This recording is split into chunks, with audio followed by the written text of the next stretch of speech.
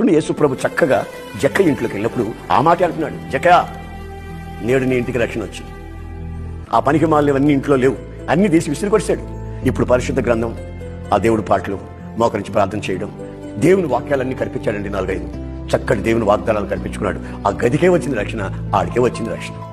నా ప్రియమైన సహోదరులారా, నువ్వు మారితే నీ గదికి రక్షణ, నువ్వు మారితే నీ ఇంటికి రక్షణ, నువ్వు మారితే నీ పిల్లలకు రక్షణ, నువ్వు మారితే నువ్వు పనిచేస్తున్న దగ్గర కూడా ఓ గొప్ప ప్రొటెక్షన్, కాపుదల, రక్షణ, దేవుని కాపుదల. పనిచేస్తున్న చోట ప్రతి ఒక్కరికి నిన్ను బట్టి అందరినీ ఆశీర్వించే దేవుడు కోరుకుంటున్నాడు. గనుక నీ జీవితంలో నీ ఇల్లు ఆశీర్వించబడాలనుకుంటే, నీ కుటుంబం బాగుపడాలనుకుంటే, నీ ఇంట్లో ఉన్న అపవిత్రత తొలగిపోవాలనుకుంటే, నీ ఇంట్లో ఉన్న అపవిత్రమైన శక్తులు దూరం కావాలనుకుంటే నువ్వు ముందు మారాలి. నీ ఇంట్లో అపవిత్రత పెట్టుకుని దేవా నన్ను ఆశీర్వదించు, ప్రభువా నన్ను ఆశీర్వించని దేవుడు చుట్టూ తిరిగితే ప్రయోజనం ఏమీ ఉండదు. నీ ఇంట్లో ముందు అపవిత్రత తొలగాలి. నీ ఇంట్లో ఉన్న అక్రమమైనటువంటి విషయాలు తొలగాలి, అక్రమ సంబంధాలు తొలగాలి, పరవస్తు ఉండకూడదు.